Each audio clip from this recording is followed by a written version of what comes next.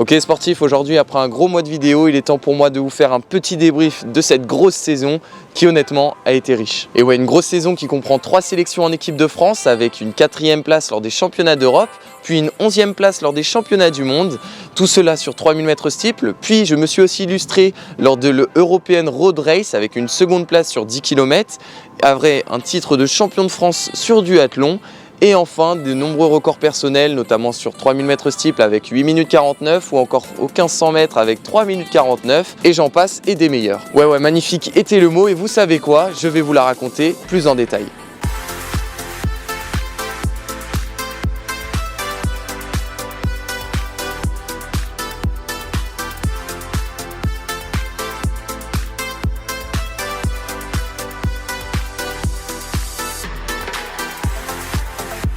Nous commençons la saison avec tout d'abord l'envie de faire des 3000 mètres steeple. En effet, j'ai concouru des 2000 mètres steeple en cadet, mais maintenant en junior, c'est des 3000 mètres. Et donc j'ai cherché un 3000 mètres steeple avec les minima pour les championnats d'Europe dans le viseur. Et pour cela, le meeting de Karlsruhe s'y prêtait bien.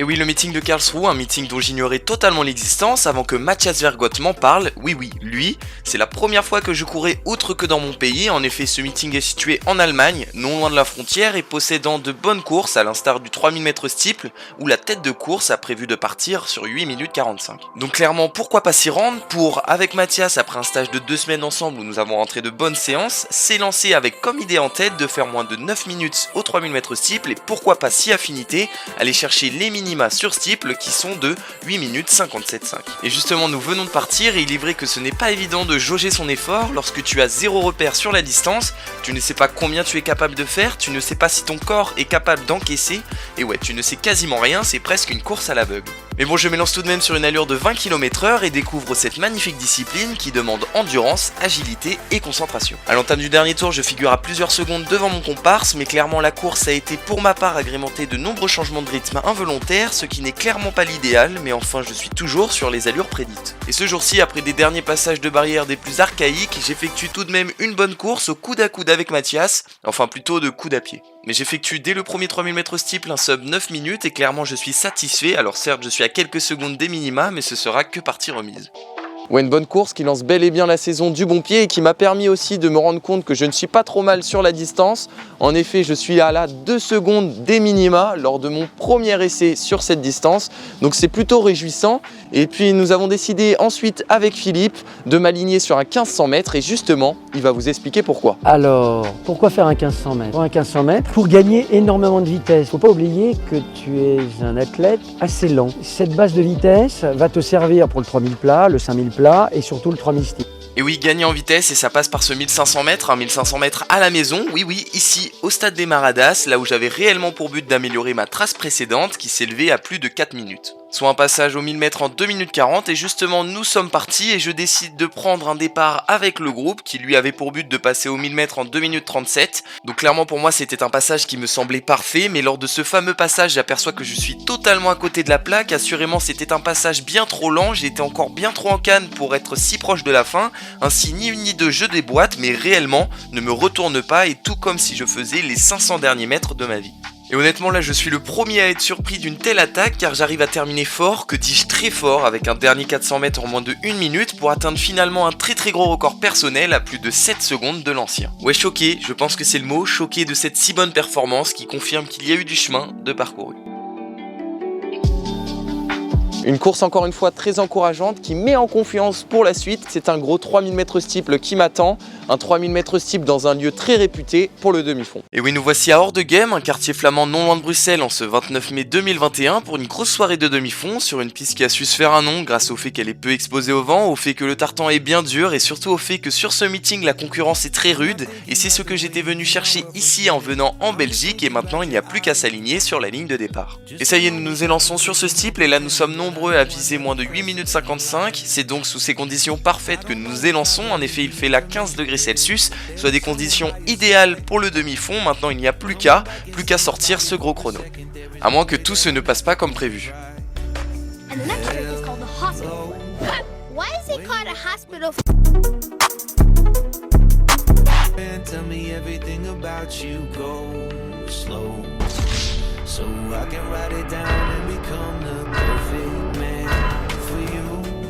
Et ouais, je pense qu'honnêtement ce jour-ci je ne pouvais pas faire pire en termes de début de course. J'avais dans un premier temps envie d'aller aux toilettes et dans un second temps je trébuche sur la première rivière due à une mauvaise visibilité. Le moral au plus bas, je décide de quand même poursuivre mon effort et Dieu sait que j'ai bien fait. Ouais, malgré les doutes, j'ai réussi à repartir, mais c'est vrai que dans la tête, j'étais en mode mince, pourquoi je cours? Parce que là, je viens de tomber, je suis venu chercher un temps, et quand tu tombes, normalement, le temps, c'est foutu. Mais bon, maintenant que j'ai fait le déplacement, le trajet, j'ai tenté le tout pour le tout, et puis je verrai bien. Et de toute manière, j'avais rien à perdre. Et finalement, contre toute attente, j'aperçois qu'à l'entame du dernier tour, je suis toujours dans les allures de moins de 8 minutes 55 et je viens même remettre une couche. Et oui, là je relance, avec toujours l'idée dans la tête de grappiller du temps. Malgré ce mauvais passage de barrière, je relance, je me donne tout simplement à fond. 8 minutes, 49 secondes et 21 centièmes, c'est mon nouveau record personnel à l'issue de cette course. Un record qui me classe parmi des grands coureurs. En effet, je suis là à la 13e position du bilan tout temps sur 3000 mètres steeple junior. Autant vous dire que là, c'est une bonne place et je suis encadré entre autres par Alexis Fellu et Mehdi Belhadj. Une 13e place dans le bilan tout temps, mais c'est aussi les minima largement en poche que je quitte hors de game et honnêtement, ça fait super plaisir. Mais il va falloir faire à nouveau un 3000 mètres steeple, le 3000 mètres steeple de sélection pour les championnats d'Europe. Et oui, il ne suffit pas de faire les minima, il faut aussi montrer que tu es plus fort que les autres, il faut montrer que tu as vraiment ta place pour les championnats d'Europe en se confrontant avec les meilleurs français et là ça ne va pas être facile. Et pour cela je vais reproduire le même schéma qu'à hors de game car en effet nous avons vu que ça avait très bien marché. Donc on se retrouve avec un 1500 mètres la semaine d'avant.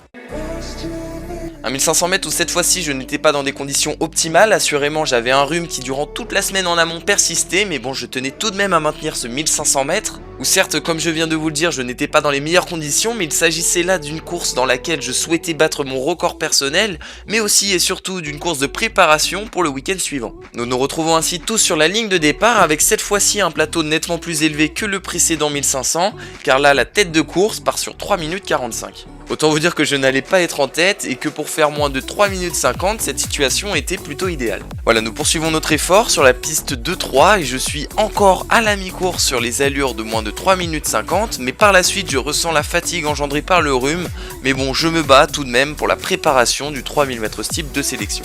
Et finalement c'est tout juste pas passé, j'étais à quelques dixièmes de seconde au-dessus de 3 minutes 50, mais enfin c'est tout de même 2 secondes de moins que ma précédente trace sur la distance qui datait de seulement 3 semaines. J'ai encore réussi à grappiller du temps et j'ai même réussi à prendre la tête du bilan sur cette distance. Là, si vous m'avez dit ça 2 mois auparavant, je vous aurais pas cru. Mais enfin, c'est un fait et c'est plutôt sympathique. Oui, bon, la tête du bilan pendant une semaine seulement, mais enfin, c'est plutôt bien, surtout quand on sait qui me l'a prise, Ilyes Mioubi, qui a effectué pas moins de 3 minutes 46. Ce n'est pas pour autant qu'il faut que je me repose sur mes lauriers. En effet, là, c'est le meeting de sélection qui m'attendait la semaine suivante. Et là, pour faire partie du voyage direction Tallinn, il fallait arriver dans les 3 premiers. Et justement, nous y voici au meeting de sélection à Dessines dans la banlieue lyonnaise, là où malgré les grosses rafales de vent va se dérouler le meeting de sélection. Et là clairement c'est la première course de la saison où il y a autant de monde et oui, comme vous pouvez l'apercevoir, les supporters sont venus en masse et sont en forme pour cette 11e édition du MNEL. Le public est venu en masse ainsi que les concurrents et oui, l'adversité est très rude. À ce moment je vais pas vous le cacher que le stress était bien plus présent que d'habitude. En effet là je joue la suite de ma saison et il fallait ainsi être performant. Et pour le moment ça va, je progresse comme il faut, malgré le vent j'essaie un maximum de me cacher, rester à l'abri dans cette course qui est très dense. Une très grosse densité qui est due au fait que sur cette course il ne figurait pas que des juniors, assurément il y avait aussi des espoirs ainsi que des seniors, ce qui honnêtement m'a arrangé, comme cela nous n'avons pas une course d'attente mais bel et bien une course pour cavaler, et j'avais pour but initialement de faire moins de 8 minutes 45, mais bon, vous en doutez bien qu'avec le vent, cela n'est malheureusement pas possible.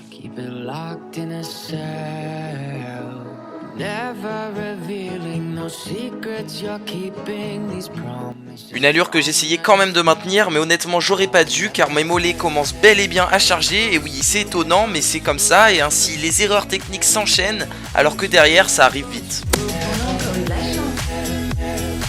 Et oui, on a encore eu de la chance et là maintenant il va falloir gicler dans la dernière ligne droite pour bel et bien avoir sa place.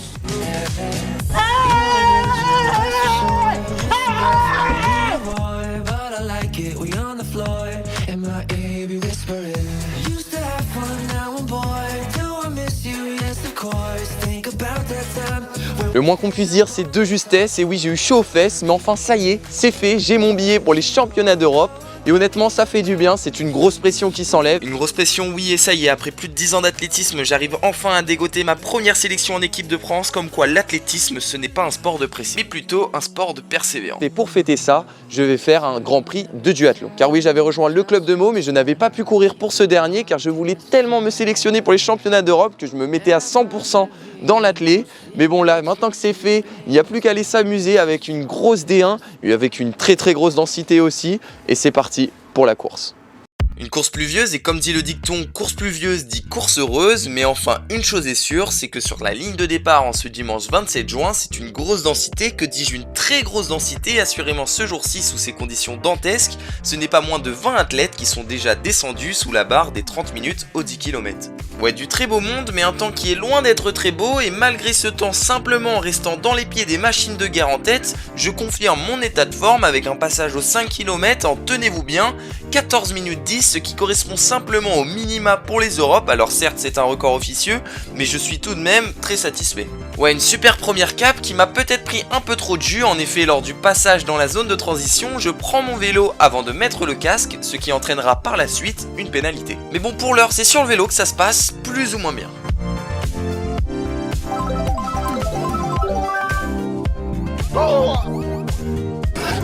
C'est vraiment pas nice.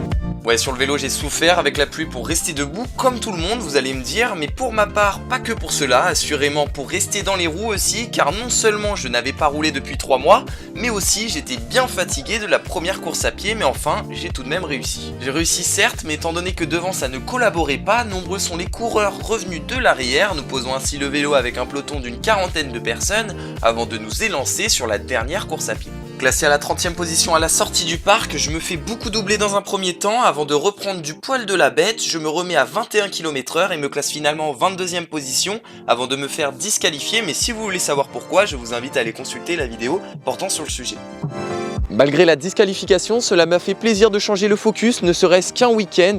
Et oui, en effet, rester H24 sur le 3000 m steeple, cela peut être lassant à force. C'est ainsi un reboost d'énergie qui fait surface, et justement de l'énergie il va en falloir pour préparer les courses des championnats d'Europe. Et là, rebelote, nous répétons le même schéma avec un 1500 mètres, cette fois-ci à 10 jours avant les séries. Un 1500 mètres où cette fois-ci, j'aimerais briser cette mythique barre des 3 minutes 50 sur la distance.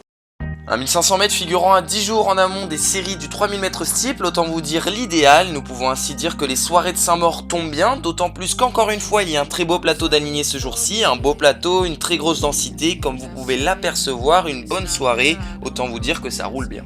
Et justement nous partons sur cette course où j'avais l'avant-dernier temps désengagé et où figurait aussi Elliot Bidet qui tout comme moi était venu préparer les championnats d'Europe sur steeple. Un peloton qui part très vite et mis à part les virages qui sont un peu trop secs à mon goût, et oui j'ai comme l'impression d'être poussé vers l'extérieur, tout va bien, l'adversité est rude. Ouais, la course parfaite, je m'arrache pour aller chercher ce sub 3 minutes 50 au 1500 mètres, et c'est chose faite, j'ai réussi à briser cette mythique barre.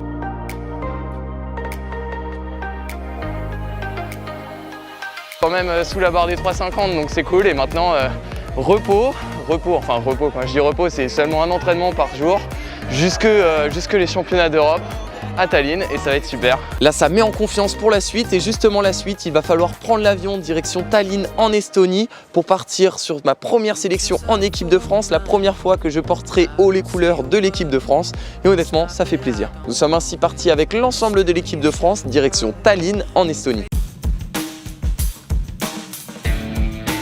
Et ouais, je pense que c'est le rêve de tout athlète que j'ai pu vivre, le fait de pouvoir courir non pas pour mon club, non pas pour mon département, non pas pour ma région, mais bel et bien pour mon pays. Et là, je vais vous faire un récap rapide, mais je vais vraiment vous conseiller à l'issue de cette vidéo d'aller regarder les 2 vidéos portant sur le sujet, afin que vous puissiez vous rendre compte de l'ambiance qu'il y avait au sein de l'équipe de France. Après une qualification à l'issue d'une première place en série, il est temps de se préparer pour la grande finale qui a lieu 2 jours après les séries, là où il y a du beau monde, et d'entrée, ça part sur un train rapide. Un train rapide que peu de personnes ont pu suivre, mais moi j'avais vraiment pour objectif de faire de grandes choses, c'est pour cela que je suivais, et au fur et à mesure des tours, Christensen le Danois écrémait le peloton, et je termine finalement médaillé de ces championnats d'Europe. Ouais, la médaille en chocolat. Malgré mes efforts, je n'ai pas su aller chercher l'Italien qui n'était pas très loin, il était à seulement 4 secondes, mais enfin, j'étais cuit, je n'ai pas de regrets à avoir, et puis maintenant c'est comme ça, il faut rebondir, et c'est tout de même pas mal une 4e place. Après cette très bonne place au championnat d'Europe, me voici qualifié pour la suite, les championnats du monde. Et oui, habituellement, les deux compétitions ne figurent pas la même année, mais cette fois-ci, dû au report des championnats du monde à l'année d'après, j'ai la chance de pouvoir participer aux deux. Mais avant cela, je prends tout de même une semaine de récupération avant de repartir à l'entraînement pour un stage de 3 semaines avec l'équipe de France. Un stage inédit à cette période de l'année, et oui, 3 semaines de stage en altitude pour notre équipe de 5 demi-fondeurs, soit Elliot, Ilyes, Yanis, Paul et moi. Nous sommes ainsi partis nous réfugier ici sur Foronmeux à plus de 1800 mètres d'altitude pour ce stage national. Un stage qui a clairement pour but de nous habituer à l'altitude, qui sera aussi présente à Nairobi pour les championnats du monde, et il est vrai qu'il était plutôt bien accueilli étant donné que seul Elliot avait eu l'occasion de faire de l'altitude auparavant.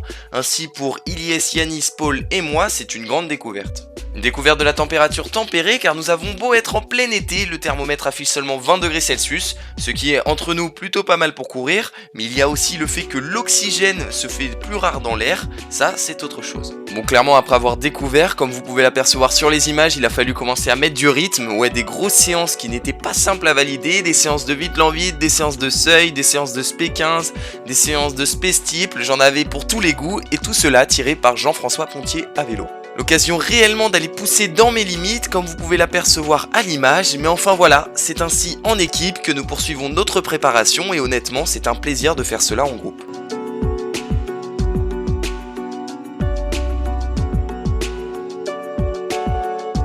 Une fois prêt, le corps plus qu'acclimaté, il est temps de descendre de notre montagne à cheval, enfin plutôt en minibus, afin de rejoindre le reste de l'équipe de France et nous envoler direction la capitale du Kenya. On est parti pour 8 heures de vol.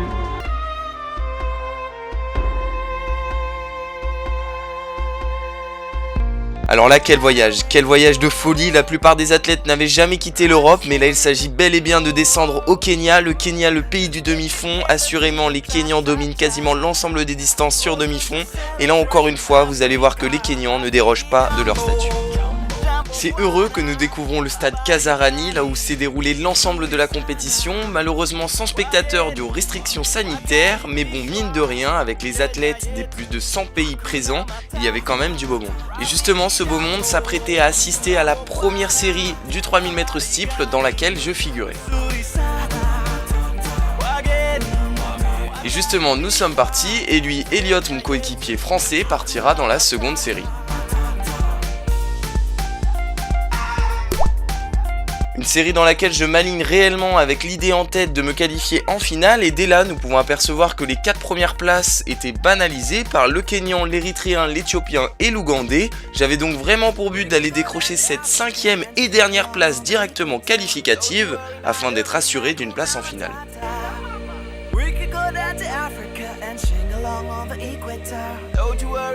Une 5e place que j'ai finalement réussi à décrocher, tout comme Elliot. Nous nous retrouvons ainsi 2 jours après sur la ligne de départ de la grande finale, là où simplement il y a une grande partie des meilleurs athlètes mondiaux.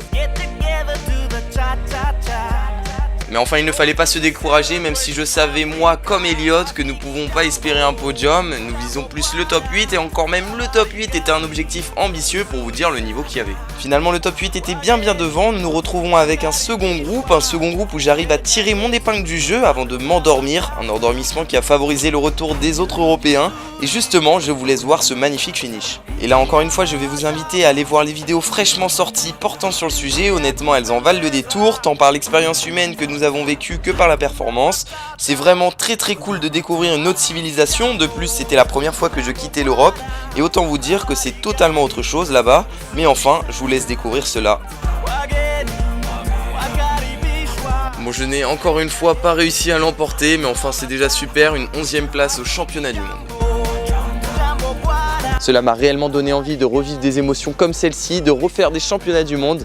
Mais pour cela, il faut continuer à bien s'entraîner, car oui, l'année prochaine, il y en a d'autres. Les championnats du monde juniors qui auront lieu cette fois-ci en Colombie. Des championnats du monde où pour le moment je pense encore essayer d'y figurer en tant que steepler, mais pour cela il faudra tout comme cette année répondre aux nombreux critères de sélection. Sacrée saison hein, mais bon ce n'est pas fini et oui étant donné que je suis un petit peu gourmand, j'ai répondu oui à la fédération pour participer à une nouvelle sélection. Une sélection qui cette fois-ci s'effectuera sur 10 km en Italie.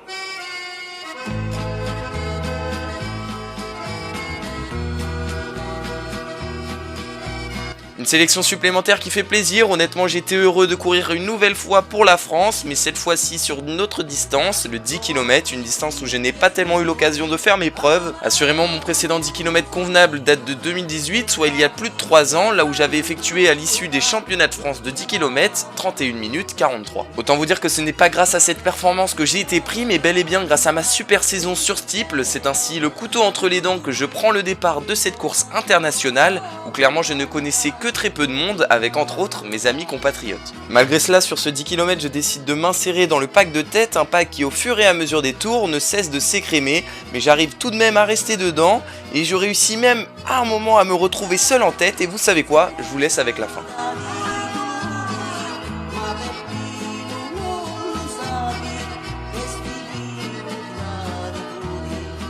Et ouais, figurez seul en tête avant que l'Italien Nicola Gallo, porté par son public, arrive à dans un premier temps revenir sur moi et dans un second temps dégoter la victoire. Et ouais, malheureusement une défaite au sprint, mais enfin j'ai un avantage, c'est qu'en étant junior 1, je pourrais me raligner à nouveau l'année prochaine sur cette même compétition.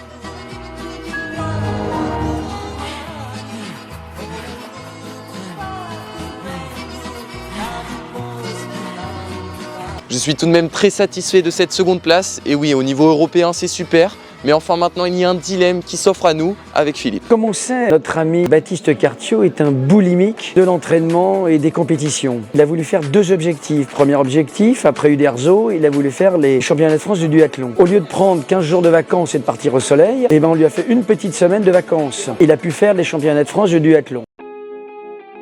Et oui, ça me tenait à cœur de participer au championnat de France de duathlon. Après avoir fait champion de France en 2018, podium en 2019, je me réaligne là en 2021 avec un statut de favori.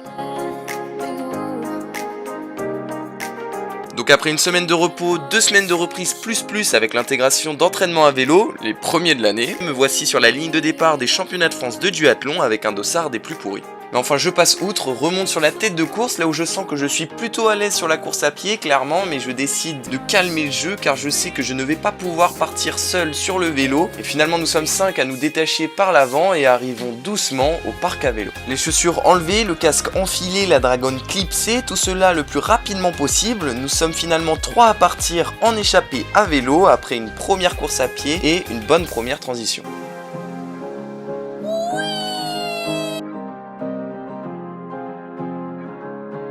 Une échappée qui s'est vite fait rattraper par le pack sous l'impulsion de Sam Maisonneuve. Nous retrouvons ainsi une bonne dizaine de coureurs en groupe en tête avant qu'une grosse attaque éclate dans la dernière bosse du peloton. C'est Sam Maisonneuve qui a décidé d'accélérer franchement et j'arrive à me mettre sur son porte-bagages. Mais il est vrai que même dans son sillage, j'avais du mal à rester dans sa roue, bien qu'il y a l'effet d'aspiration, celui-ci arrivait à me faire mal.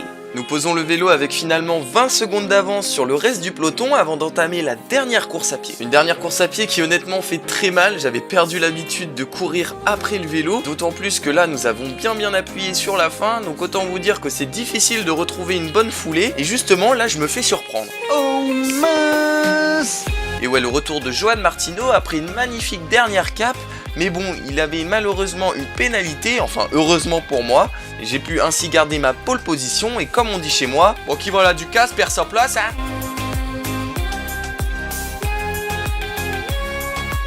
Content, d'autant plus que ce n'est pas passé loin de la seconde place. Mais enfin, après cette grosse course, comme prévu avec le coach, je vais faire une semaine de récupération avant de partir sur la préparation cross. Une préparation qui se déroula plutôt bien avec 2 semaines de stage en montagne avec mes amis du DMA avant de redescendre pour les championnats d'Île-de-France de cross-country. Il les a gagnés, il a été champion de France junior de duathlon. Et puis après, il a voulu faire les championnats de France de cross. Donc on a repris une petite semaine de vacances au lieu de partir vraiment 3 semaines au bord de la mer et on s'est réentraîné.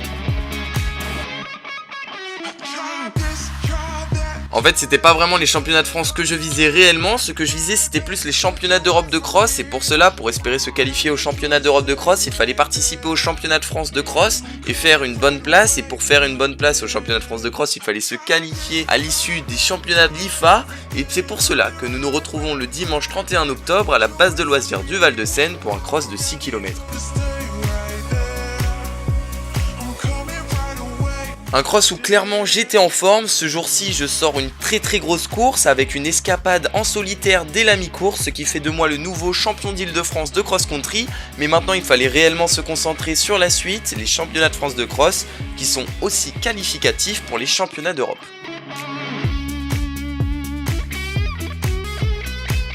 Et ouais, clairement ce cross m'a mis en confiance, mais il ne fallait pas non plus tomber dans l'excès de confiance. Ainsi je relâche pas la pression avec une grosse semaine d'encaissé, avec au compteur 170 km. Bon là j'ai peut-être été un peu gourmand pour le coup, mais enfin je vous en reparlerai juste après. Mais la semaine des franches, j'ai su calmer le jeu en gardant tout de même un tout petit peu d'intensité afin de garder le corps en action comme j'ai l'habitude de faire, avant de me rendre direction ces championnats de France.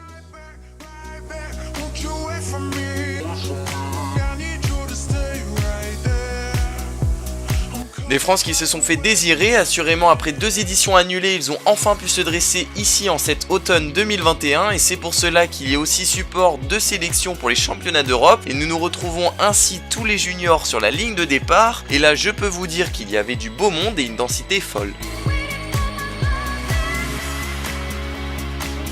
Et ouais, une densité folle comme peuvent en témoigner les images, mais pourtant nous faisions pas semblant et oui là nous avançons à un bon rythme et c'est très dur de tenir. Notamment dans les parties boueuses comme ici dans la grande boucle là où je prenais très cher dû à ma morphologie. Mais enfin je m'accroche, lâche pas avec pour but de terminer champion de France de cross ou au pire figurer dans la sélection.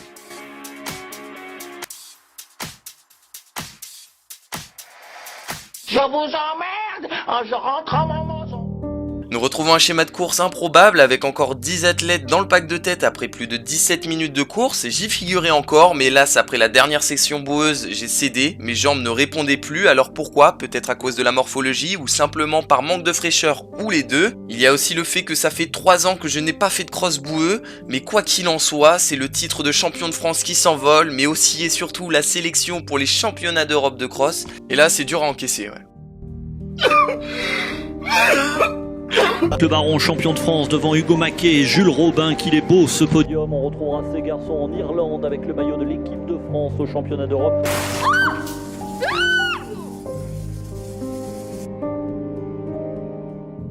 Et là, ça n'a pas été terrible. Ça n'a pas été terrible pour plein de raisons, mais pas que pour ça. Mais je pense que la saison a été super. On aurait dû à un moment donné arrêter. On va dire après Uderzo, on aurait dû arrêter vraiment 15 jours, 3 semaines, parce que la saison a été très longue. Je pense que si Baptiste s'est un peu planté au championnat de France, c'est simplement parce que le corps il a dit maintenant on arrête, on s'endort et on part en vacances. Je pense que l'expérience de ça, c'est qu'il faut que l'athlète écoute et que l'entraîneur soit peut-être dans ce domaine-là, peut-être un petit peu plus autoritaire, mais l'autorité face à Baptiste, c'est très compliqué.